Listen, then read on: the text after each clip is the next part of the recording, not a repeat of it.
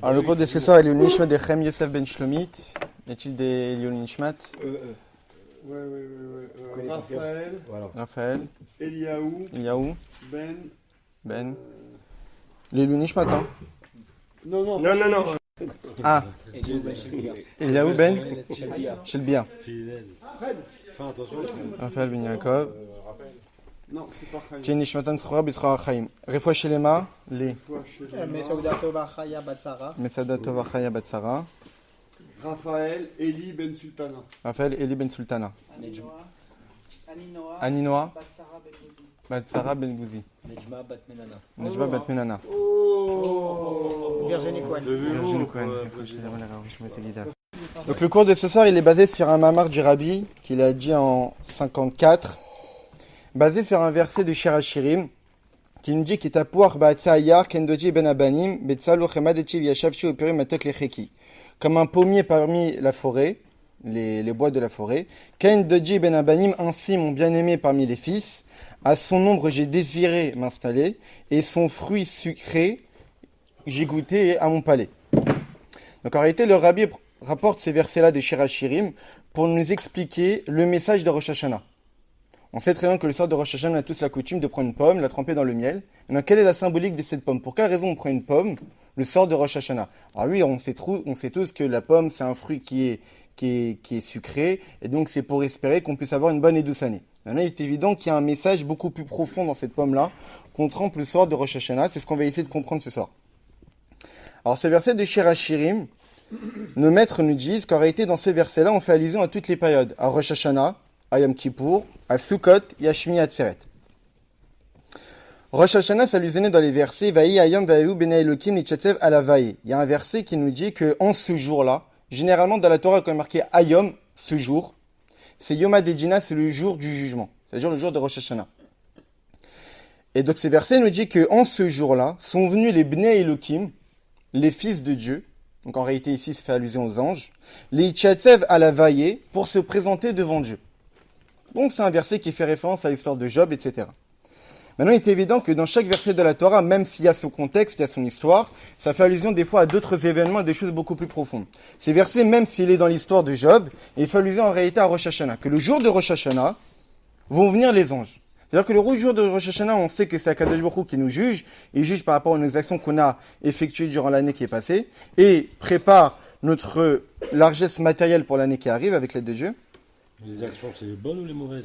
Donc, Ve'az Baim Bnei Elokim, ces anges-là viennent, qui en réalité, ces anges-là font allusion au Beddin, le tribunal.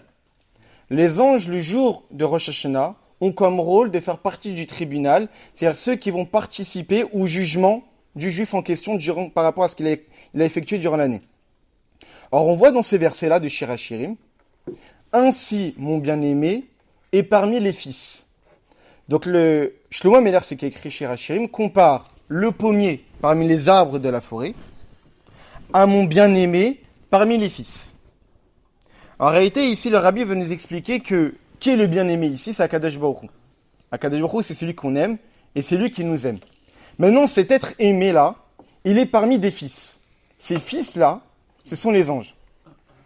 Et Shlomo Meller a comparé la présence de Dieu parmi les anges, le jour de Rosh Hashanah, à un pommier parmi les bois de la forêt.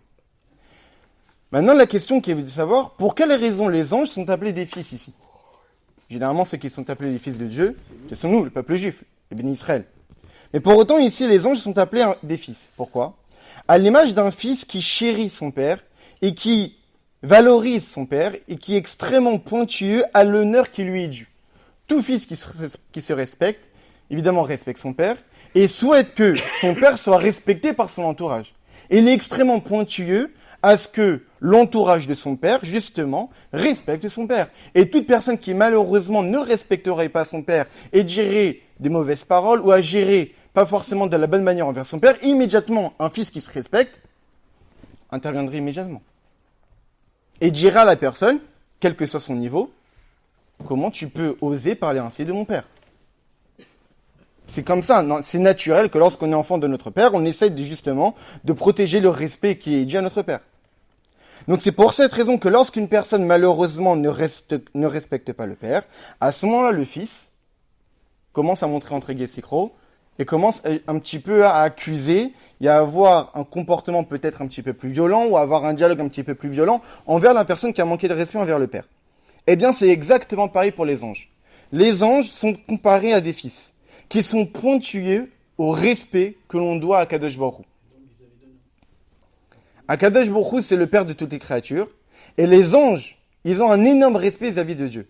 Parce qu'ils prennent conscience, plus ou moins, si on peut s'exprimer ainsi, de la grandeur d'Akadosh Baruch Hu.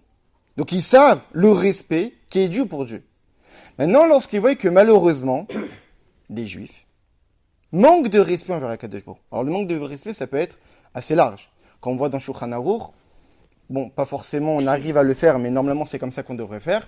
Lorsqu'on ouvre les yeux de notre lit, on devrait immédiatement se lever. On ne peut pas se permettre de continuer à dormir. Parce que lorsqu'on ouvre les yeux, on doit avoir conscience que Dieu est là.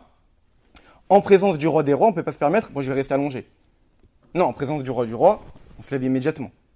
Si on avait conscience du respect qu'il y a Dieu envers Akadosh Baruch Hu, ou pendant le moment de la prière, où Dieu, malgré notre bassesse, il se dévoile à nous, il est à notre écoute, et nous, qu'est-ce qu'on fait? On discute avec notre camarade.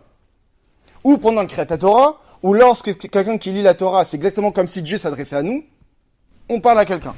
Alors, et plein de choses, plein d'exemples qu'on peut avoir, où malheureusement, il y a un respect qui doit être dû au roi des rois, qui est Akadosh Baruch Hu, à celui qui nous a créés, à celui qui nous vitalise à chaque instant, et malheureusement, on n'est pas parfait, on fait des erreurs, et on ne donne pas vraiment le respect que normalement on aurait dû donner à Akadosh Baruch Hu. Lorsque les anges voient ça, que durant toute l'année, malheureusement, on manque de respect envers Akadosh Baruch Hu, qu'est-ce qu'ils font? Ils commencent à accuser. Ils commencent à dire, mais c'est pas normal. On parle quand même d'Akadosh Baruch Hu. On parle quand même de mon père. Ils agissent comme un fils.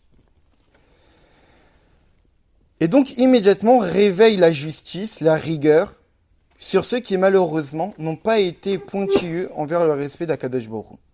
Et ça qui est marqué que, Vaï Hayom, en ce jour-là, donc le jour de Rosh Hashanah, Vaïavu Bnei Elohim, viennent les Bnei Elohim. On sait très bien que Dieu est appelé sous différents noms. Comme souvent je donne un exemple, n'importe quel d'entre nous, il peut être appelé de différentes manières. On a notre prénom, on peut être appelé monsieur, on peut être appelé papa, on peut être appelé mon chéri, etc. Donc on a plusieurs appellations en fonction de la circonstance dans laquelle on est. Et c'est exactement pareil pour Dieu. Dieu il a plusieurs noms. Il a Yud Kei Vav Kei, le Shem Havayé, il a le Elohim, il a Kel, il a Tsevakot, etc., etc. Et ici les anges sont appelés Bnei Elohim. Ça veut dire dans le sens que du fait qu'ils sont Bnei, du fait que ce sont les fils de Dieu, donc ils font attention au respect qui est dû envers Akadosh Baruch Hu, alors ils montrent du Elohim. On sait très bien que le nom Elohim, c'est le nom de la rigueur. Donc du fait qu'ils s'expriment ici en ce jour comme étant des fils de Dieu, ils expriment de la rigueur envers nous, qui malheureusement peut-être, dans notre vie, dans notre année, on n'a pas vraiment été si respectueux envers Akadosh Baruch Hu. Et là, le verset de nous dire, l'Ichatzav al Havayé, et donc ils se tiennent sur Havayé, le Yud Kei Vav Kei. On avait souvent étudié dans la Chassidut, c'est souvent expliqué, que le nom de Dieu, Yud Kei Vav Kei, les 4 lettres, le Yud, le He, ensuite le Vav et le He, ça fait référence à plusieurs choses. Le Yud et le He, ça fait référence à l'amour de Dieu, à la crainte de Dieu, ça fait référence aux différents interdits qu'on n'a pas le droit de transgresser, et le Vav et le He, ça fait référence aux mitzvot que nous devons accomplir. Ça veut dire que le tétragramme divin, c'est pour cette raison que de la Torah on appelle ça des mitzvot Hashem, les commandements de Dieu. Ça veut dire qu'à travers nos commandements, eh bien, en réalité, on dévoile Dieu. On s'attache à Kadosh Baruch Hu. Mais lorsque, malheureusement, on ne respectera pas Torah Mitzvot, on transgresse interdits, on ne respecte pas une mitzvah qu'on aurait dû accomplir, eh bien, à ce moment-là, on a porté préjudice au nom de Dieu. Comme on le voit tous les soirs de chrétiennement en fonction des rites, souvent on dit que oui, j'ai pas prié, alors j'ai porté préjudice au Yud du tétragramme. J'ai pas mis les tefilines, j'ai porté préjudice à telle lettre. J'ai pas fait Kriyat Shema, j'ai porté préjudice à telle lettre. C'est-à-dire que chaque lettre du nom divin fait allusion à une certaine catégorie de mitzvot. Et en fonction du fait qu'on n'a pas accompli une mitzvah ou du fait qu'on a transgressé un interdit, eh bien, dans le langage de la Torah, on a fait un trou dans le nom de Dieu. Et donc on a manqué de respect à Dieu. Donc à ce moment-là viennent les anges le jour de Rosh Hashanah. Tu as manqué de respect envers mon père. Attends comment je vais m'occuper de toi le jour du jugement. Donc ça, c'est comment les anges sont le jour de Rosh Hashanah. Ça, c'est tous les anges. Sur ça, c'est cette situation-là où les anges accusent les bénis Israël par le fait qu'il y a un manque de respect. Malgré cela, malgré qu'il y a les fils de Dieu qui sont les anges qui nous portent, qui nous accusent, Doji ben Abanim. notre bien-aimé est parmi ces fils-là. Comment on appelle Dieu notre bien-aimé? Ça veut dire que malgré cette situation où il y a toutes les accusations, il y a toujours l'amour de Dieu vis-à-vis des bénis Israël. Et cet amour de Dieu intrinsèque que Dieu a pour nous, de manière naturelle comme un père envers son fils, malgré les accusations des anges, il sera toujours là pour faire un bon jugement pour nous. Et c'est ça l'allusion de la pomme. La pomme parmi les bois de la forêt, c'est comme notre bien-aimé parmi les fils. La pomme, c'est un fruit qui est sucré, dans le sens que malgré qu'il peut être entouré d'arbres stériles où il n'y a pas de fruits, ou d'autres fruits qui sont moins sucrés que cette pomme-là, la pomme garde sa douceur. Exactement comme à Kadosh Baruch Hu, où malgré toutes les accusations que les anges peuvent avoir envers nous, et qui peuvent être malgré cela justifiées, Dieu a toujours un amour intrinsèque envers nous, et fera toujours en sorte de donner un bon jugement pour tout à chacun. Maintenant, c'est évident que ça dépend des efforts de notre part, comme on va l'expliquer. Mais en tous les cas, pour l'instant, ce qu'on a expliqué, c'est que la pomme, le jour de Rosh Hashanah, ça fait allusion à l'amour que Dieu a pour nous. On va l'expliquer encore d'autant plus dans les détails de ce que c'est une pomme. Mais pour autant, le fait, la douceur de la pomme et le goût sucré de la pomme, ça fait allusion à l'amour de Dieu intrinsèque qui est, dans n'importe quelle situation, cet amour-là est éternel et perdurera éternellement, quelles que soient les situations. Maintenant, on sait très bien que dans la Torah, dans les versets, il y a un sens dans les versets, il y a un ordre dans les versets. Et le Rabbi va plus loin. On voit que le verset juste avant, dans Shir Hashim, donc il y a marqué que la pomme parmi les arbres, etc., ainsi est notre bien-aimé parmi les fils. Mais le verset juste avant, qu'est-ce qui est marqué? Keshoshana ben achochim, ken rayachi ben abanot. Comme une rose parmi les épines, ainsi est celle qui pourvoit ma subsistance et parmi les filles. Donc là, dans ces versets-là, on compare celui qui pourvoit la subsistance de Dieu, qui se trouve parmi les filles, à une rose parmi les épines. Qui, déjà c'est un peu compliqué, est-ce que Dieu a besoin d'une subsistance? Est-ce que Dieu a besoin d'une parnassa? Est-ce que Dieu a besoin d'être nourri? Eh bien, Shlomo Meller, dans le Shir Hashirim, lui nous dit que Dieu aussi a besoin de subsistance. Ça paraît un peu tout à fait paradoxal, Akadosh Baruch Hu il est parfait, Akadosh Baruch Hu il est limité, il a besoin de personne. Et justement, c'est quand les bénis Israël seront comme une rose parmi les épines, alors Dieu sera comme une pomme parmi les bois de la forêt. C'est-à-dire que pour que Dieu, malgré toutes les accusations des anges, sera toujours là pour nous le jour de Rosh Hashanah et donnera un bon jugement, il faut qu'au préalable, on puisse développer cette statue-là d'être une rose parmi les épines. Maintenant, qu'est-ce que ça veut dire d'être une rose parmi les épines? Alors, ce que le Rabbi ici va développer dans ces paragraphes, c'est l'idée que qu'est-ce que ça veut dire que nous, on pourvoit la subsistance d'Akadosh Baruch Hu. On sait très bien que c'est Dieu qui pourvoit notre subsistance. C'est Dieu qui nous vitalise à chaque instant, c'est Dieu qui nous donne la parnassa, c'est Dieu qui nous donne la santé, c'est Dieu qui nous donne les enfants. Malgré cela, il y a quand même l'idée qu'on puisse donner quelque chose à l'essence même de Dieu, c'est sûr que non. Dieu est infini, Dieu n'a besoin de rien. Maintenant, on sait très bien, comme on l'a souvent étudié lundi soir, dans les mondes spirituels, dans les systèmes du divin, il y a plusieurs hiérarchies, il y a plusieurs niveaux. Il y a des niveaux où, évidemment, l'essence même de Dieu n'a besoin de rien. Au point même que dans les versets, dans certains paragraphes du Midrash, on voit que Dieu il dit « Qu'est-ce que j'en ai à faire de vos mitzvot ?» Que vous fassiez des mitzvot ou que vous ne fassiez pas des mitzvot, en quoi ça me touche? Dieu, il a vraiment besoin qu'on mette les tefilines. Dieu, il a besoin que les tefilines soient carrées, soient noires. Qu'est-ce que ça lui change pour lui? Alors, c'est évident que, d'un point de vue de l'essence même de Dieu, qu'est-ce que ça lui change? Dieu, il a un manquement, qu'à travers les mitzvot, on comble un manque chez Dieu. Dieu, il a besoin qu'on agisse parce que ça va combler un manquement chez lui. Comme un roi qui a besoin de certaines choses et qui demande à son serviteur de faire ces choses-là. C'est sûr que non. Pourquoi on est jugé devant? Ça, c'est un premier niveau du divin. Il y a un niveau divin plus inférieur que par rapport à ce niveau du divin-là, nos actes ont une place, ont une importance, ont un impact. Et que si on agit bien, il y a des bonnes choses qui en découlent. Et si on agit mal, il y a des mauvaises choses qui en découlent. Mais c'est pas forcément le sujet de ce soir. Il y a plein de mamarim en chassidut qui traitent de ce sujet-là. Qu'est-ce que nos mitzvot apportent entre guillemets pour Akadosh Baruch Hu? Mais juste ce que je voulais dire, c'est l'idée mais l'idée comme c'est marqué dans le Midrash, chez Rayat Shepanasati, qu'en réalité que nous les bénis Israël, On est comme un berger qui justement permet à son bétail de pouvoir se nourrir. Des Israël mefarnissim laviam shabashamaim. Comme c'est marqué dans le Zohar, que le peuple juif subvient aux besoins de Dieu. La fameuse histoire qu'on raconte, que je l'avais déjà raconté une fois ici lundi soir, qu'une fois le Baal Shem Tov, il avait souvent l'habitude d'aller dans des villages et de demander aux juifs, il s'habillait comme un villageois lambda, et il allait voir certains juifs, leur demander comment ça allait. Et lui, ce qu'il espérait, c'est que ce juif-là, lorsque il demande comment ça va, il réponde Baruch Hashem. Juste, il demandait aux gens comment ça va pour qu'ils répondent Baruch Hashem. Une fois, il arrive dans une ville, il rentre dans un Beth Midrash, il voit un grand rave au fond du Beth Midrash en train d'étudier. Complètement absorbé par son étude. Une sommité dans la connaissance de la Torah. Il va le voir, il est en pleine étude, il lui demande comment ça va. Il répond pas. La journée s'est bien passée? Il répond pas. Alors, ça se passe bien, le travail, etc. Il lui a indiqué la porte. Est-ce que tu peux sortir, tu me déranges un peu dans mon étude? Il savait pas que c'était Baal Shem Tov. Alors il lui répond, t'as pas de peine pour Dieu? Tu veux pas apporter de la subsistance à Akadosh Baruch Hu? Il commence à le regarder bizarrement. Il dit, quelqu'un qui est habillé comme ça, déjà comme un personnage lambda, et qui parle de parnassa, de subsistance pour Dieu.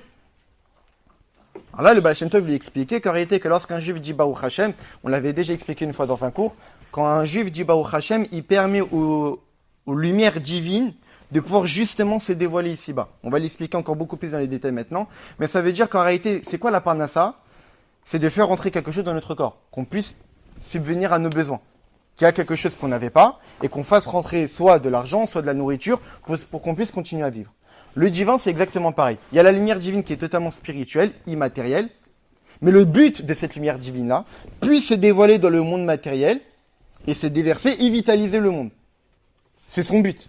Mais tant qu'elle n'arrive pas à atteindre son but, eh bien, elle n'existe encore pas totalement. Donc, pour que la lumière divine puisse se dévoiler ici-bas et se concrétiser, et vitaliser le monde et les créatures qu'on a besoin de Dieu pour cela, vient l'intervention du juif en disant Baruch Hashem. Baruch, ça veut dire faire descendre le nom divin, faire descendre la divinité, qu'en réalité, à travers cette descente-là, on apporte à la divinité, d'une certaine manière, une subsistance. On va plus rentrer dans les détails maintenant.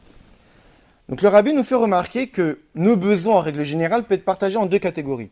Se nourrir et se vêtir. Donc il y a une première catégorie de subsistance, c'est le fait de se nourrir, de boire, de manger. Une deuxième catégorie de subsistance, c'est se vêtir. Donc s'il existe ces deux besoins-là pour l'être humain, il est évident qu'il existe aussi ces deux besoins-là pour Dieu, si on peut s'exprimer ainsi. On en avait déjà parlé la semaine dernière. Se nourrir, quelle est l'utilité de se nourrir? C'est qu'on sait très bien qu'on est tous composés d'un corps et d'une âme. Maintenant, par définition, un corps c'est physique, c'est concret, c'est grossier, alors qu'une âme c'est immatériel, c'est spirituel.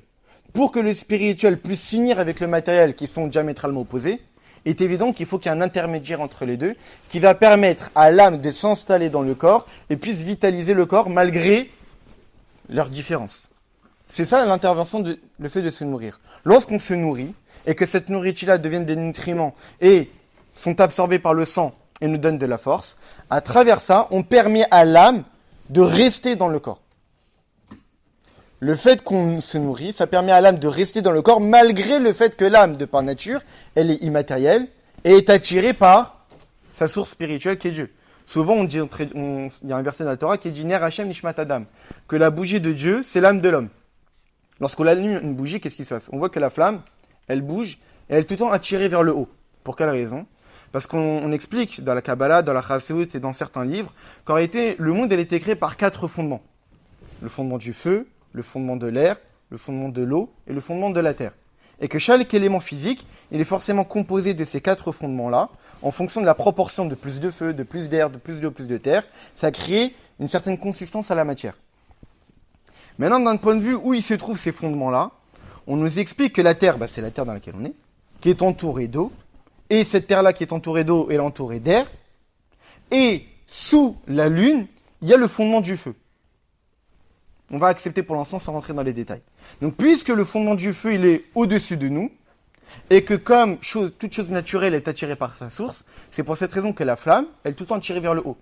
Parce que le fondement du feu est au-dessus de nous, donc la flamme est toujours attirée vers sa source. C'est pour cette raison que la flamme se tient toujours debout et bouge toujours en espérant vouloir être attirée par sa source, mais il y a la mèche qui l'empêche de disparaître et reste toujours attirée par la mèche et la bougie. C'est exactement pareil pour notre âme. Notre âme est attirée par Akadosh Baruch Hu, puisque c'est sa source. Maintenant vient le corps qui empêche à l'âme de pouvoir revenir vers Dieu. Parce que Dieu, en réalité, qu'est-ce qu'il veut? Il veut que notre âme reste dans notre corps et qu'on puisse effectuer en étudiant la Torah, en pratiquant les mitzvot, et que pas notre âme disparaisse. C'est pas le but. Exactement. Et pour que cette flamme-là, cette âme-là puisse continuer à rester dans le corps, on a besoin de se nourrir. Donc en réalité, l'utilité de se nourrir, c'est pour permettre à l'âme de rester dans le corps. Très bien. L'utilité de se vêtir, c'est aussi pour l'âme et le corps, c'est pour se protéger du froid et de la chaleur. Parce que le froid, ça affaiblit, la chaleur aussi, ça peut affaiblir, et donc à force et au fur et à mesure de l'affaiblissement, eh bien le corps n'est plus tout à fait capable de supporter la présence de l'âme, et donc l'âme pourrait disparaître. Donc l'utilité du vêtement, c'est pas pour un apport intérieur, mais c'est pour un apport extérieur, et permettre de contenir l'âme dans le corps, et faire en sorte qu'elle ne disparaisse pas. Donc il y a une utilité interne, en mangeant et en buvant, et il y a une utilité externe en s'habillant.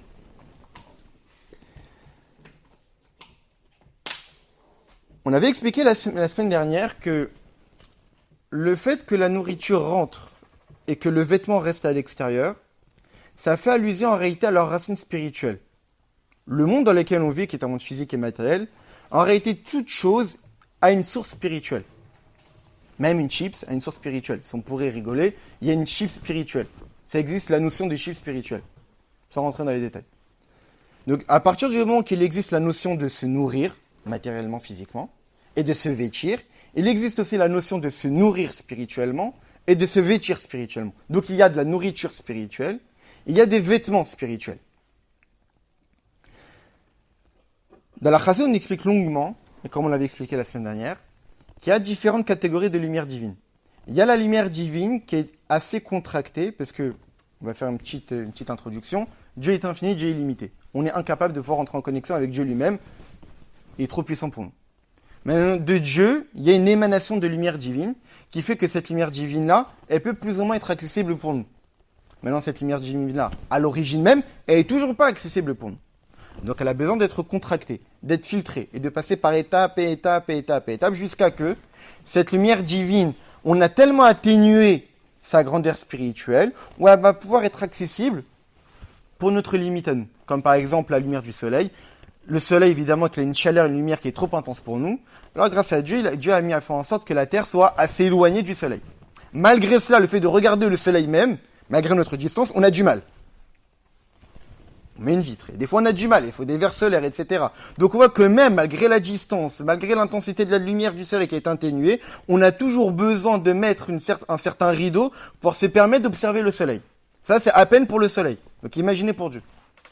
Ô combien on a besoin de filtres et de filtres et de filtres pour qu'on puisse profiter de sa lumière divine, qui c'est lui qui nous vitalise. Lorsque cette lumière divine-là est filtrée et contractée, on peut en profiter. Maintenant, il y a une autre catégorie de lumière divine, qui elle aussi est utile, mais qui n'est pas filtrée, qui reste infinie. Et donc il est évident qu'elle nous est totalement inaccessible, et on a la capacité de pouvoir en profiter. C'est pour cette raison qu'on dit que cette lumière divine-là ne nous vitalise pas de l'intérieur, mais nous vitalise de l'extérieur, parce qu'on n'est pas capable de la réceptionner. Pour faire du plaisir à la Neshama, parce que le langage de la Kabbalah, même si on ne le comprend pas, la Neshama comprend. La semaine dernière, on avait longuement expliqué ça. Or à Mémalé, la lumière qui remplit, et or à Soveb, la lumière qui entoure. Et la lumière qui entoure, en réalité, c'est comme un vêtement. Et cette lumière qui entoure, qui nous est inaccessible, donc elle est forcément supérieure à la lumière qui nous vitalise. Parce que la lumière qui nous vitalise a été contractée de manière à ce qu'elle soit accessible pour nous, alors que la lumière qui entoure, elle n'a pas été totalement contractée, au point qu'elle nous est totalement inaccessible. Donc entre une lumière qui nous est accessible spirituellement parlant, et une lumière qui nous est totalement inaccessible, qui est supérieure, la lumière qui nous est inaccessible, parce que justement, elle n'a pas été totalement filtrée. Donc en réalité, qui est supérieur entre un vêtement et une nourriture? Le vêtement. C'est pour cette raison que dans notre monde à nous physique et matériel, on n'a pas tout le temps besoin de manger. Parce que c'est pas quelque chose de si élevé. Il y a des moments où on mange, on boit, il y a des moments où on n'a plus besoin de manger. Ensuite, quand reviendra le besoin de manger, on remange, on reboit. Ensuite, on n'a plus faim. Ensuite, quand reviendra le moment, etc. Parce que d'un point de vue spirituel, la lumière divine qui nous nourrit est plus basse, donc moins importante. Alors que la lumière divine qui nous entoure, elle est beaucoup plus élevée. C'est pour cette raison qu'on a toujours besoin d'être habillé. Il n'y a pas un moment donné dans notre vie où on n'est pas habillé.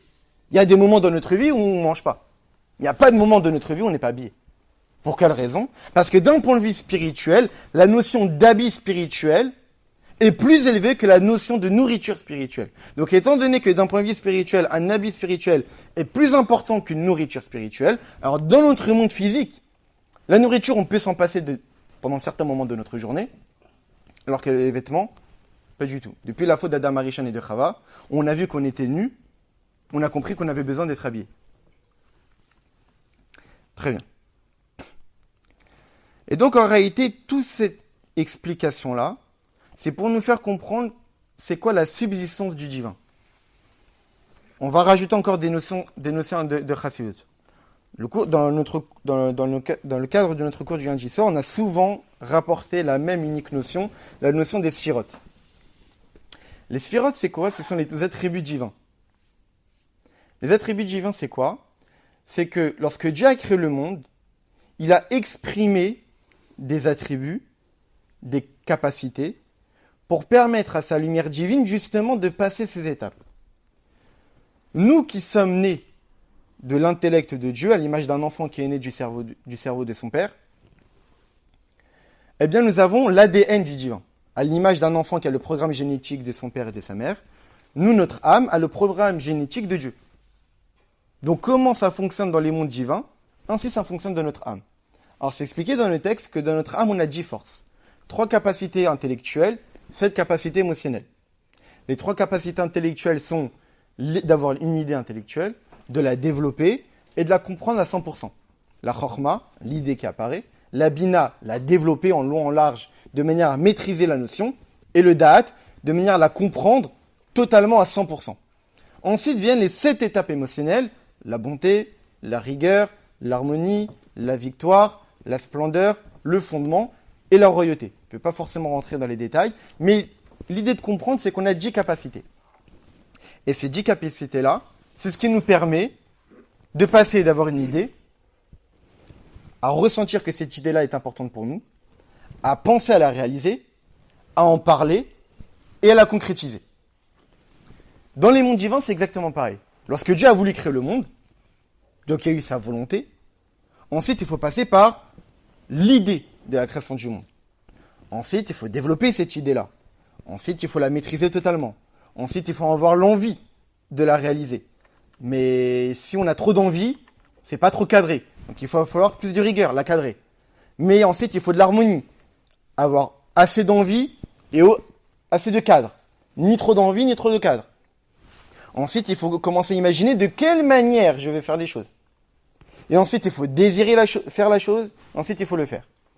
Et ça, pour chaque monde divin, il y a ces 10 étapes qui permettent de passer d'une idée de vitaliser le monde à la réalisation de la vitalisation du monde et de toutes les créatures. Maintenant, ces 10 étapes-là se considéraient dans le texte comme étant le corps du divin. Parce qu'en réalité, Dieu, on ne peut pas dire que Dieu est sage. On ne peut pas dire que Dieu est bon. On ne peut pas dire que Dieu est rigueur. Dire que Dieu est bon, dire que Dieu est intelligent, c'est mettre une image sur Dieu. Mais Dieu ne peut rien dire sur lui. Dire que Dieu est intelligent, c'est faux. Parce que dire que Dieu est intelligent, c'est-à-dire qu'il est plus intelligent que nous. Mais depuis quand Dieu est de notre domaine d'intelligible ? Depuis quand nous, on pourrait considérer que Dieu, on n'arrive pas à le comprendre ? C'est-à-dire qu'il est trop intelligent pour nous. Non, Dieu n'est même pas dans notre catégorie intellectuelle. On ne peut rien dire sur Dieu. Dire que Dieu est bon, mais depuis quand on est capable de percevoir la bonté de Dieu ? On ne peut pas comparer la bonté d'un homme à la bonté de Dieu. Donc tout ce qu'on peut dire sur Dieu, c'est forcément faux. Ça ne s'applique pas à lui. Souvent, dans la Chassidut, on donne un exemple. Dire sur Dieu, j'arrive pas à te comprendre, c'est comme dire à quelqu'un, j'arrive pas à saisir avec mes mains ta pensée. Mais quel rapport ? La pensée, c'est immatériel, et mes mains, ils saisissent que Dieu est matériel. Ça va pas ensemble. Dire que je comprends pas Dieu, ça n'a pas de sens. Parce que depuis quand on est capable de comprendre Dieu ? Depuis quand Dieu est dans un domaine où il peut rentrer dans le compréhensible de l'humain. Et donc, en réalité, toutes ces capacités-là de capacité intellectuelle, capacité émotionnelle, ne relèvent pas de l'essence même du divin. Ce sont que des aspects extérieurs. Maintenant, ils sont utiles pour les étapes de création du monde, de vitalisation du monde. Et donc, en réalité, c'est quoi nourrir Dieu? C'est de faire en sorte que la lumière infinie de Dieu puisse rentrer dans ces attributs-là. Que la lumière divine qui est infinie puisse s'introduire dans ces étapes-là et permettre à la lumière divine de vitaliser le monde. Comment on permet à la lumière divine de rentrer dans ces 10 attributs-là? L'étude de la Torah. Comme on l'avait étudié la semaine dernière, quand on l'a souvent étudié, Dieu il a créé le monde par pure bonté. Il n'y a personne qui a poussé Dieu à créer le monde. Si on rentre dans les détails, oui. Mais on ne peut pas rentrer dans les détails.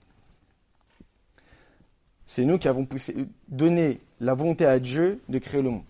Parce qu'il a vu plus tard qu'on existait, il a vu les Neshama des Tzadikim, ça lui a donné envie de créer le monde. Faire la parenthèse. Mais l'idée c'est quoi? C'est que Dieu a créé le monde par pure bonté. Mais après qu'il a créé l'homme, il a mis entre nos mains maintenant. Pour que le monde continue à tourner, ça passe par vous. C'est à vous de faire en sorte que le monde continue à vivre. Comment? En étudiant la Torah et en pratiquant les mitzvot. En étudiant la Torah, on nourrit Dieu. C'est-à-dire quoi qu'on nourrit Dieu? C'est-à-dire on nourrit le divin. On permet à la lumière infinie de Dieu de pouvoir justement s'introduire dans ces 10 étapes-là. Ça, c'est le premier besoin.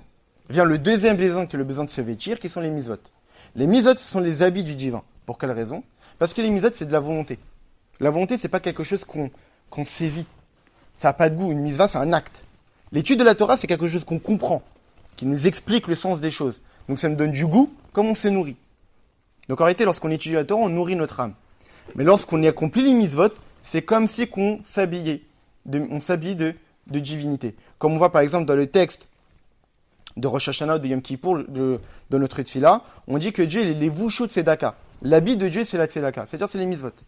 Et donc en réalité, à travers les mitzvot, on vêtit Dieu, c'est-à-dire on permet la lumière infinie, qui nous est inaccessible, de pouvoir se dévoiler.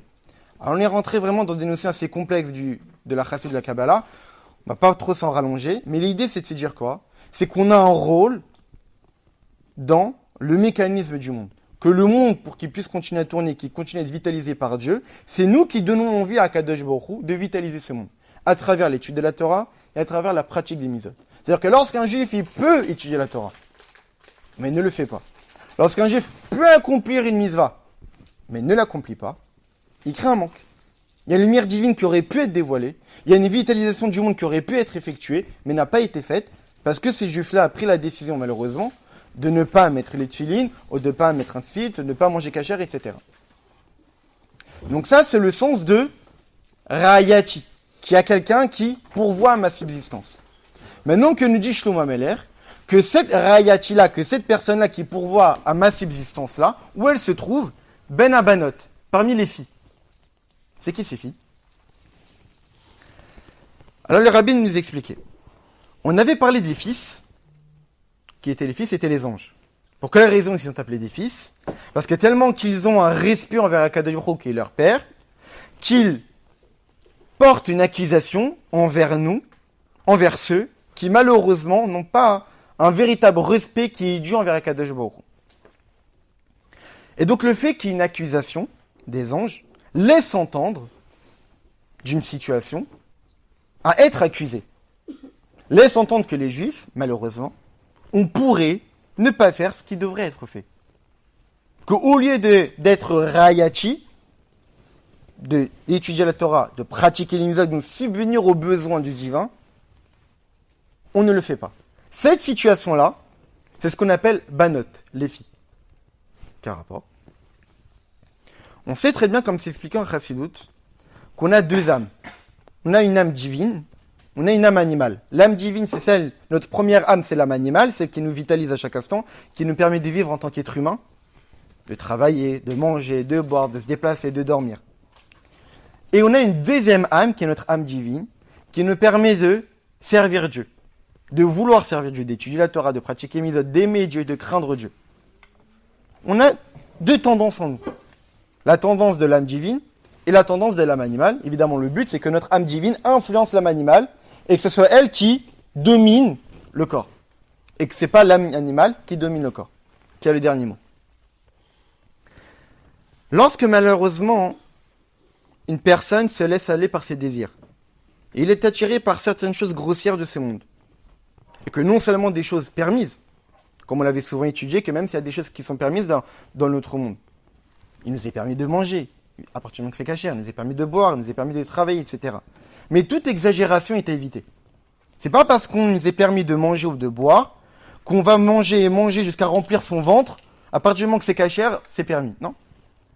Comme c'est marqué en Chassidoute, ce qui est interdit, et ce qui est permis, c'est du plus. C'est pas parce que c'est permis qu'on peut y aller à 100%. Il faut aussi réfléchir. Un animal, lui, lorsqu'il a faim, il mange. Un être humain, il a un cerveau. Avant d'exprimer sa faim, il réfléchit. J'ai faim, mais de quelle manière je vais manger? Est-ce que je vais manger comme un animal ou je vais manger comme un être humain? Et donc, lorsqu'une personne se laisse aller par ses désirs, même qui sont permis, mais il exagère. Et à cause d'exagérer dans ses plaisirs qui sont permis, il peut arriver à désirer des choses qui sont interdites. Donc là, désirer voler, désirer tromper, désirer colporter, médisance, des relations interdites, tuer, etc., etc. Manger pas cachère, transgresser Shabbat, etc. Cette situation, une personne désire des choses interdites. Lorsqu'une personne a un désir et une passion, il se met en situation de dépendance de cette chose-là. Or, dans la relation entre le masculin et le féminin, le rôle du masculin, c'est de donner, alors que le rôle du féminin, c'est de recevoir. Même dans la relation entre un homme et une femme, l'homme donne et la femme reçoit. La femme reçoit et concrétise ce qu'elle a reçu de l'homme. Que ce soit l'homme, que ce soit la femme qui travaille, même les deux travaillent, ce n'est pas du tout problématique, mais généralement c'est l'homme qui ramène et la femme qui ramène la subsistance, et la femme prend cette subsistance qu'on ne peut pas se nourrir avec, et en fait des mets avec qui on peut se nourrir avec. Donc l'homme donne et la femme reçoit. Chacun a son rôle, et justement le mari il est complété par le rôle de la femme qu'elle reçoit, et la femme est complétée par le rôle du mari qui donne. Lorsqu'une personne se met en situation de désirer des choses, il voit en ces choses-là quelque chose qui pourrait lui apporter. Donc la personne se met dans une situation de féminité. Qu'elle considère que la chose qu'elle désire va lui apporter du plaisir, va lui apporter un épanouissement. Et c'est ça l'idée que celui qui pourvoit ma civilisation, c'est parmi les filles. Que malheureusement, le juif, lorsqu'il se laisse aller, son âme divine est entourée du corps et de son âme animale, qui le met dans une situation d'être féminine, d'avoir des désirs, et d'être en attente d'assouvir ces désirs-là, alors qu'en réalité, on peut tout à fait s'en passer. Évidemment que c'est une situation qui n'est pas du tout positive. Et ça, c'est l'habillement de l'âme divine de l'âme animale. Parce qu'on sait très bien que notre Neshama a été là-haut, comme on l'explique, a été sous le trône céleste. Et lorsque Dieu a décidé de faire descendre notre âme dans ce monde, elle a subi une chute. Comme c'est marqué dans la Gemara, Migra Rama Libira Mikta. D'un toit élevé à une fosse profonde. Il était à côté, l'Ishama était en train de profiter du rayonnement divin sur le trône céleste. Et on fait descendre de monde en monde, d'étape en étape, jusqu'à arriver dans ce monde matériel grossier, où le mal domine, dans un corps grossier matériel, avec des choses qui sont complètement folles, complètement à l'envers, qui est complètement contraire à ce qu'elle connaissait auparavant. Et donc c'est une énorme chute. Et en plus de cela, malheureusement, la personne qui a eu cette âme-là, elle a commis des fautes dans sa vie. Donc non seulement l'âme, elle a subi une chute dans ce monde matériel, une chute dans un corps matériel, et en plus de cela, dans les choses qui sont contraires à la volonté de Dieu. Mais malgré tout cela, cette chute spirituelle que l'âme a connue, c'est évidemment pour profiter d'une élévation beaucoup plus grande. Comme on l'avait souvent étudié, c'est que lorsque l'âme descend ici-bas, même si extérieurement on a l'impression que c'est une chute, c'est une descente, parce qu'elle va avoir accès à quelque chose qu'elle n'avait aucunement accès là-haut. Sinon Torah et Mitzvot. On l'avait étudié la semaine dernière, qu'en réalité, comme on voit par exemple que lorsque Dieu nous en préserve, on va dans un cimetière, on doit cacher notre tzitzit. Pour quelle raison? Parce que ça serait manquer de respect à ceux qui ont quitté le monde. Pour quelle raison? Ils sont dans le Gan Eden, ils sont en train de profiter du rayonnement divin. Qu'est-ce qui leur manque? En réalité, les mitzvot, c'est avoir accès à l'essence même de Dieu. Alors que dans le Gan Eden, avoir accès seulement à un rayonnement divin, c'est un niveau beaucoup plus bas. Et c'est ça l'idée qui est marquée dans le verset, comme une rose parmi les épines. La rose, c'est notre âme, qui parmi les épines, notre âme animale, notre corps, qui nous pousse à avoir des désirs, avoir des passions, et à les assouvir malheureusement, à les concrétiser à travers les fautes que Dieu nous en préserve. Extérieurement des épines, eh bien ça crée une étroitesse à la rose. Ça fait en sorte que la rose peut-être a du mal à s'exprimer. Mais d'un autre côté, comme c'est marqué dans le Zohar, que c'est justement par le rôle des épines que la rose est capable de faire dégager son odeur. C'est exactement pareil pour la Neshama. La Neshama s'est habillée dans une âme animale où il y a des épines, C'est marqué, hein, quand même. qui sont les forces du mal, qui sont les éclipotes, les écorces, tout ce qui est contraire à la volonté de Dieu. Mais justement ça, c'est pour avoir une élévation beaucoup plus grande après cela, qui est un amour incommensurable. On avait expliqué tout à l'heure, on a parlé d'étudier la Torah, de pratiquer les mitzvot. On sait très bien que dans la Torah, dans la Gemara, dans la Chassidut, on met souvent en opposition les tzadikim, ceux qui font Torah et mitzvot qui ne foutent jamais, et les Baal Teshuvah, ceux qui malheureusement ont déjà connu la faute, et qui ont fait Teshuvah, qui sont repentis, qui sont retournés vers Akadosh Baruch Hu. Et que nous disent nos maîtres de la Gemara, et que le Rambam tranche comme ça, que l'endroit où se trouve le Baal Teshuvah, même un tzadik parfait n'est pas capable de se tenir. Quelle est l'idée ? Un tzadik, à partir du moment qu'il étudie la Torah, qu'il pratique les mitzvot, et même s'il va aimer Akadosh Baruch Hu, il va l'aimer de toute son âme, de tout son corps, il y a d'une certaine manière une limite à l'expression de cet amour-là. Parce qu'il reste un être humain. Lorsqu'un juif a connu la faute, malheureusement, il a trébuché, il a fait des erreurs dans sa vie, il s'est éloigné de Dieu, il a goûté au mal. Mais lorsque le juif prend conscience de la situation dans laquelle il est, de l'obscurité dans laquelle il se trouve, de l'éloignement qu'il s'est provoqué à lui-même, et qui prend conscience de la gravité de ses fautes, alors il y a une envie ici, que dans le langage du Zohar, Bechela Yatir, il a une soif de Dieu que aucun tzaddik parfait ne peut avoir. Parce que quelqu'un qui vit dans le désert, il peut avoir une soif qu'aucune personne qui a tous les ruisseaux, toutes les mers qu'il a autour de lui ne pourra avoir. Parce qu'il se trouve dans le désert. C'est ça. Et en réalité, comme c'est expliqué en Chassidut, que l'amour se crée justement par le languissement. L'amour ne se crée pas par la proximité. L'amour se crée justement par l'éloignement. Que plus il y a l'éloignement entre l'être chéri, qui est long, qui se rallonge, et plus l'envie de retrouver cet être chéri s'intensifie. Et donc en réalité, c'est ça l'idée, c'est que lorsque la rose est parmi les ronces, les épines, lorsque la neshama est entourée de l'âme animale, est entourée du corps, où malheureusement il y a éloignement, où malheureusement il y a tentation, c'est là, dans cette situation-là, on est capable de produire une envie de retrouver Akadosh Baruch Hu, d'union avec Akadosh Baruch Hu, qui est Bechol Moadecha. On sait très bien que dans le Kriyat Shema, il y a marqué Va'aftet Hashem Elokecha, vous aimerez l'Éternel votre Dieu, Bechol Levavecha, de tout ton cœur, Bechol Nafshecha, de toute ton âme, ou Bechol Moadecha, de toutes tes capacités. Il y a une hiérarchie. Le plus haut niveau, c'est de toutes tes capacités. Ça veut dire quoi ? D'être capable d'aimer Dieu au-delà de tout. Il y a une limite à l'être humain, au-delà de ça. Ce qui nous permet de produire cet amour infini envers Akadosh Baruch Hu, que dans n'importe quelle circonstance, même un juif qui se trouve dans le fond du fond, il est capable de se relever et de ne faire qu'un avec Dieu malgré la situation dans laquelle il était au préalable. C'est cet amour qu'on est capable de produire à travers la Teshuvah, parce qu'il y a un lien profond entre Dieu et le juif, cette fameuse pomme. Cette fameuse amour qui peut être entourée de forêts, qui peut être entourée d'accusations, comme notre rose, qui peut être entourée de ronces, qui peut être entourée d'épines, mais elle est toujours là. Maintenant, le rabbi nous explique que qu'est-ce qui nous donne la force ? Très bien. Donc, on a expliqué que pour arriver à ce que Dieu soit comme un pommier dans la forêt, c'est-à-dire que malgré toutes les accusations des anges envers nous, qui peuvent être justifiées, eh bien Dieu sera toujours Dodi, notre être bien-aimé, c'est lui qui nous chérit et qui nous aimera malgré les accusations. On avait dit que pour arriver à cette situation-là, où le jour du jugement de Rosh Hashanah, Dieu soit comme ça, il faut qu'auparavant, on soit comme une rose parmi les épines. C'est-à-dire que malgré les aléas de la vie, malgré les erreurs qu'on a pu effectuer dans notre vie, on est capable de dévoiler un amour grandiose envers Akadosh Baruch Hu comme étant une rose qui, malgré les épines, est capable de dégager une bonne odeur. Hein, qu'est-ce qui nous donne la force de dégager cette bonne odeur? Qu'est-ce qui nous donne la force que malgré notre passé, on peut retrouver Akadosh Baruch Hu et faire table rase de tout le passé?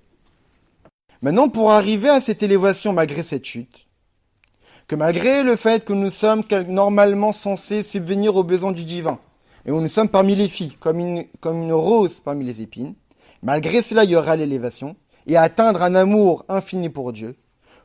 Pour arriver à tout cela, on a besoin d'une aide. Dieu nous aide pour cela. C'est quoi? C'est ce qu'on avait expliqué la semaine dernière, les 13 attributs de miséricorde.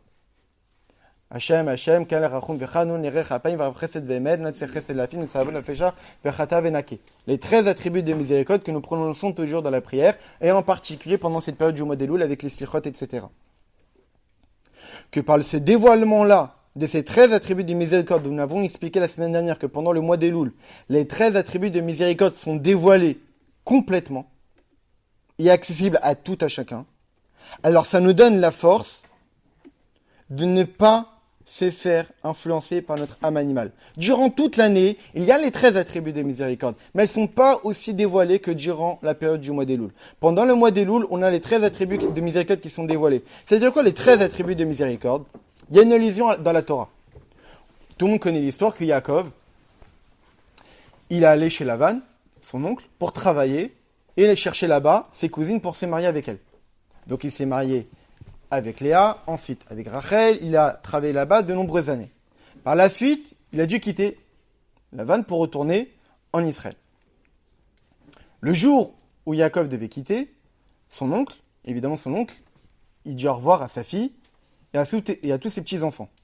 Que nous dit les versets? Ve'ashkem Lavan baboker, le matin, ce matin-là, Lavan s'est levé. Ve'inashek levanav ou levnotav, il a embrassé ses fils et ses filles. Comme je l'ai dit tout à l'heure, la Torah, certes, il y a des histoires, mais il y a forcément un message caché. Ce qu'on appelle Mashal Akadmoni. La Torah, c'est qu'une parabole. Les histoires ont véritablement existé. Il y a vraiment eu la sortie d'Égypte, il y a vraiment eu Abraham, Yitzhak et Yaakov. Mais malgré cela, ça fait aussi référence à des concepts, à des notions qui existent aujourd'hui. Quand on dit que Lavan s'est levé tôt le matin et a embrassé son fils, ses fils et ses filles, Lavan, en hébreu, ça veut dire blanc. La blancheur. La blancheur, ça fait référence à la pureté. Ce qui est au-delà des limites, au-delà des fautes, au-delà des erreurs, au-delà de tout. Il n'y a aucune trace de mal. La blancheur par état pur, au-delà de tout. Qui fait allusion à quoi? Aux 13 attributs de miséricorde. Parce que les 13 attributs de miséricorde, face à elle, il n'y a pas de faute. Ça efface tout. C'est ce qui blanchit tout. C'est ce qui nettoie tous les 13 attributs de miséricorde. Qu'est-ce qu'on nous dit? Ve'ashkem lavan baboker. Lorsque le blanc s'est levé le matin. C'est-à-dire que lorsque les 13 attributs de miséricorde se lèvent, c'est-à-dire quoi? Se dévoilent. Qu'est-ce qu'elles font ces 13 attributs de miséricorde lorsqu'elles dévoilent?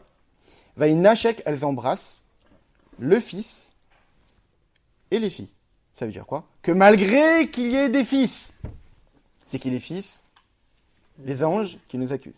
Malgré qu'il y ait des filles, c'est qu'il y ait des filles, c'est notre situation où nous, où malheureusement on a un mauvais passé, on a été désireux de faire des choses, etc. Malgré cela, dans cette situation-là, il y a le Ve'inashek, il y a la proximité, il y a l'amour, lorsque les 13 attributs de miséricorde se dévoilent.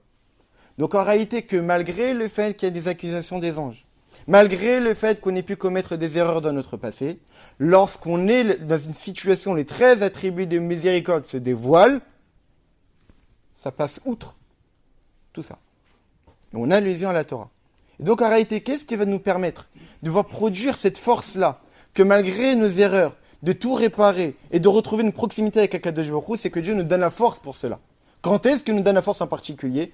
Pendant le mois de Elul, la période actuelle. C'est trop facile de faire des... Donc ça voudrait dire que même lorsqu'il y a les fils de Dieu qui sont les anges qui nous accusent, même lorsqu'il y a la situation d'être comme une fille, c'est-à-dire c'est quand même notre âme animale qui nous influence, même là-bas il y a le Loven Elion, il y a la blancheur supérieure, allusionnée par Lavan, qui sont les 13 attributs de miséricorde, qui nous donnent la force de pouvoir s'élever. Maintenant on va rentrer dans le détail du programme. Quotidiennement, tous les jours, il y a un programme. C'est quoi le programme? C'est la tfila. La tfila, on le dit souvent, c'est comme Sula Mutsavarsa Verosho Magia Shamaima. C'est comme une échelle qui est plantée sur la terre et dont le sommet atteint le ciel. C'est des étapes. C'est pour cette raison que quelqu'un qui, ça n'a pas forcément de sens, même si dans la lacha on permet cela, mais véritablement une tfila, il y a un ordre. Arriver à la choule, sous prétexte qu'on est en retard, je vais directement à la mida, tu as sauté des marches. Pour arriver à la 10e marche, il fallait prendre la première, la deuxième, la troisième, la quatrième. Même si d'un point de vue de la lacha, il y a des permissions. Mais dans la vraie signification de ce que c'est une prière, que ça a des marches, tu peux arriver à la 10e marche si tu n'as pas fait la première, la deuxième, la troisième. Concrètement, tu t'es acquitté de la mitzvah de prier, mais spirituellement, tu n'as pas atteint le vrai niveau de la prière. Donc il y a des étapes.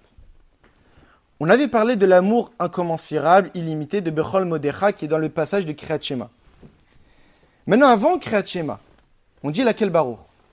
Dans ce passage-là de laquelle Baruch, qu'est-ce qu'on dit? Avinu Avarachaman Amerachem, notre Père, le Père miséricordieux, qui a pitié. Qu'est-ce que ça signifie? Ça signifie que de même qu'après la Hamida, après Shmoneh Esrei, après on fait notre Hamida, qu'est-ce qu'on fait? On fait Tachanoun. Et on lit les 13 attributs de miséricorde. Donc ça veut dire qu'il y a les 13 attributs de miséricorde que nous provoquons par notre tfila. Et il y a aussi la pitié de Dieu avant la tefila. Ça veut dire que, comme on explique souvent en Chassidut, il y a ce qu'on appelle le réveil d'en haut, l'intervention de Dieu, qui nous donne la force de faire le réveil d'en bas, nos efforts personnels. Et nos efforts personnels vont produire le réveil d'en haut, l'interaction avec le divin qu'on aura provoqué. Mais pour pouvoir faire nos efforts personnels, il faut que Dieu nous aide, nous donne les forces de pouvoir le faire. Donc pour arriver à Kriyat Shema et avoir cet amour incommensurable pour Dieu, qui va nous permettre par la suite de dévoiler les 13 attributs de miséricorde, on va expliquer après à quoi cela fait allusion, il faut qu'au préalable, Dieu nous aide. Et ça, tout le passage de laquelle Baruch, où on s'adresse à Dieu, où on dit à Dieu, Avinu Avarachaman Amerachem, que toi, Dieu, tu as un Père miséricordieux qui a pitié. Et on demande quoi? Rachem alinu, aie pitié de nous. Nous, on ne sait pas le niveau de pitié qu'on a besoin. On ne connaît pas notre situation. Et peut-être. Donc ça voudrait dire qu'en réalité, grâce à l'aide d'Akadosh Baruch Hu, que Dieu il a pitié de nous, et seulement Dieu il sait quelle pitié on a besoin par rapport à nos erreurs, ça va nous donner la force de pouvoir exprimer un amour incommensurable. Mais même ça, il faut une préparation avant ça. Donc c'est quoi le programme? Pour atteindre les 13 attributs de miséricorde qui vont nous protéger le jour de Rosh Hashanah, il faut auparavant qu'on fasse l'effort de faire Teshuvah, qui est l'amour incommensurable pour Dieu. Mais pour arriver à atteindre le niveau de produire cet amour incommensurable pour Dieu en faisant Teshuvah, il faut que Dieu nous donne la force, qui sont les 13 attributs de miséricorde du mois d'Elul. Comme on voit, avant que Dieu nous donne la force, il faut aussi préparer un terrain propice pour que Dieu nous donne la force. C'est-à-dire que même pour que Dieu nous donne les 13 attributs de miséricorde, que Dieu est pitié de nous, pour nous donner la force de faire Teshuvah, il faut qu'on ait préparé quand même un terrain propice. Dans la Tfila, au tout début de notre prière, il y a ce qu'on appelle les Psuké des Imra. Psuké des Imra, c'est les Télim, fameux Alléluia. Avant de commencer le passage de Kriyat Shema. Ces fameux passages-là d'Alléluia, c'est que des Télim, c'est des louanges envers Akadosh Baruch Hu.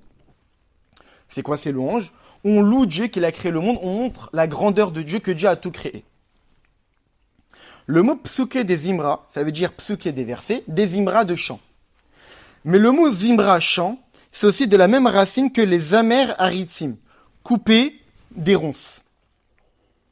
Dans le sens que ce passage-là de psuké des Imra, ces moments-là où on fait des louanges à Kadosh Baruch Hu, on prend conscience que Dieu a tout créé, c'est un moment propice pour couper des ronces. Qu'est-ce que ça veut dire?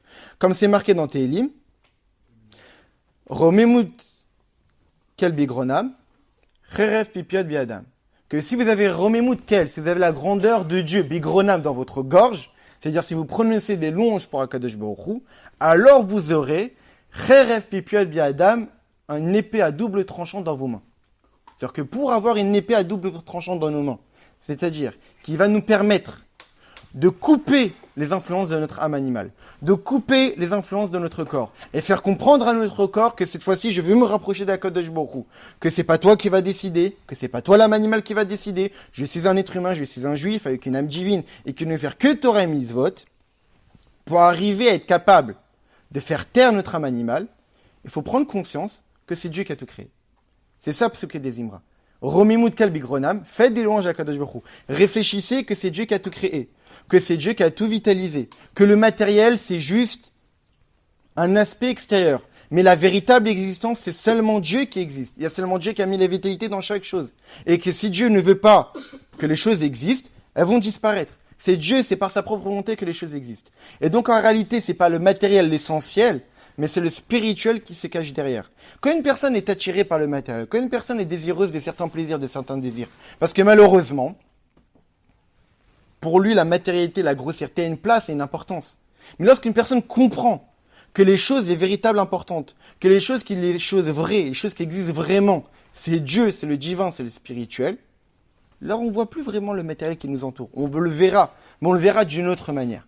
Donc lorsqu'on fera ces travaux de réflexion-là, de Romemut Kalbi Gronam, de faire Psuké des Imra, de faire le louange à Kadosh Baruch Hu, de réfléchir sur la grandeur de Dieu, alors on aura une épée à double tranchant qui va nous permettre de faire rabattre notre caquet de notre âme animale. Lorsqu'on aura écrasé notre âme animale, notre corps, de manière elle s'exprime beaucoup moins. Elle nous laisse un petit peu la place à notre âme divine. Alors on a préparé un terrain propice pour que Dieu nous donne la force de faire Teshuva.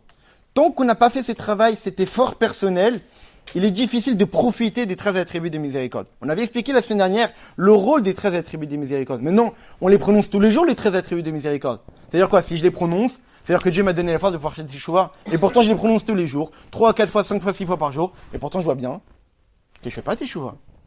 Alors quoi, c'est du mensonge? Non. C'est qu'avant que Dieu nous donne la force, il faut préparer le terrain. C'est préparer le terrain, c'est cet effort de réfléchir sur le rôle que Dieu a dans notre vie, la grandeur que Dieu, l'infinie grandeur que Dieu a, qui est infinie, et que malgré cela, et malgré notre bassesse, et notre insignifiance vis-à-vis de lui, il nous vitalise à chaque instant. Lorsqu'on a pris conscience de ça et de la bassesse du matériel, on a préparé le terrain. Du fait qu'on a préparé le terrain, on va pouvoir prononcer Avarachem Arachem Aleinu, Dieu miséricordieux, et pitié de nous. Et du fait qu'il a pitié de nous, il nous donne la force. Du fait qu'il nous donne la force, alors on peut prononcer je vais aimer l'Éternel mon Dieu de tout mon cœur, de toute mon âme, de tous mes efforts. Je vais produire un amour infini. Et du fait que je vais produire un amour infini, alors après la Amida, je vais pouvoir prononcer les 13 attributs de miséricorde. Ça veut dire quoi? Ça veut dire que Dieu, il est présent, il a pitié de moi, il efface tout. Ça, c'est quotidiennement, tous les jours, lors de la prière. Et il y a aussi, globalement parlant, dans l'année. Dans l'année, il y a le mois des loups, le fameux mois de Ani Ledoji. Vedojili, comme on l'a expliqué de nombreuses fois. Ani Ledoji, Vedojili, je suis à mon bien-aimé et mon bien-aimé est à moi. Les premières lettres de cette phrase, ça forme le mot Elul. Ani Ledoji, je suis à mon bien-aimé. Le mois d'Elul, c'est le mois où il y a l'effort personnel. Ani Ledoji, d'abord je fais l'effort personnel. D'abord je mets travail. D'abord j'essaie d'écraser mon corps. D'abord j'essaie d'écraser mon âme animale. Après que j'ai fait cet effort-là, en réfléchissant sur la grandeur de Dieu, alors, Vedojili, Dieu sera là pour moi. Dieu va dévoiler ses 13 attributs de miséricorde et me donner les forces nécessaires pour pouvoir me rapprocher de lui.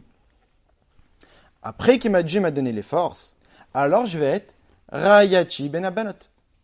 Je vais être Keshoshana ben Achochim. Je vais être comme une rose parmi les épines. C'est-à-dire que malgré toutes les épines que j'ai pu mettre dans mon sac durant toute l'année, je vais quand même être comme une rose où je vais produire une bonne odeur, où je vais être capable de produire un amour incommensurable pour Dieu en faisant Teshuva. Et donc pour finir, à partir du moment que nous sommes comme une rose parmi les épines, ça veut dire que nous sommes capables de produire l'amour incommensurable pour Dieu en faisant Teshuva. Alors Dieu sera, le premier verset qu'on a étudié, comme un pommier parmi tous les autres arbres. Pourquoi le pommier? Parce que c'est un fruit qui est sucré. Mais comme vous pouvez le remarquer, comme s'explique en Kabbalah Chassidut, la pomme a 3 couleurs. Elle est soit verte, soit rouge, soit jaune. Pour quelle raison? Comme je viens de dire, éviter les extrêmes. Il y a la bonté d'un côté, il y a la rigueur de l'autre. Mais le milieu, c'est quoi? C'est la pitié. C'est quoi avoir pitié? C'est que la bonté, c'est je donne à qui je veux, sans même faire attention à qui j'ai en face. La rigueur, je donne pas. Je vais en fonction Tu es méritant, je te donne. Tu es méritant, tu es pas méritant, je te donne pas. La pitié, c'est je sais qui j'ai en face, mais je te donne quand même. Donc c'est le chemin du milieu. C'est ni la bonté donner sans calculer, c'est ni la rigueur restreindre, c'est la pitié, c'est je sais qui j'ai en face, mais malgré cela je donne. Je suis pas entouré d'anges qui accusent. Je suis entouré d'arbres de la forêt, mais malgré cela, je suis comme une pomme qui a les 3 couleurs. Le rouge, le vert, et le mélange de 2 pour ceux qui ont fait un peu de physique, le jaune. Donc en réalité, c'est pour cette raison qu'on prend la pomme le jour de Rosh Hashanah, parce qu'elle a ces 3 couleurs-là, faisant allusion à la bonté, à la rigueur, mais surtout à l'harmonie. La pitié d'Akadosh Baruch Hu, que Dieu y sait notre passé, que Dieu y sait nos erreurs, mais lorsqu'on a fait toutes ces étapes-là, alors c'est évident que Dieu nous donnera un très bon jugement, Dieu fera taire toutes les accusations, et donc c'est ça l'allusion de la pomme trempée dans le miel.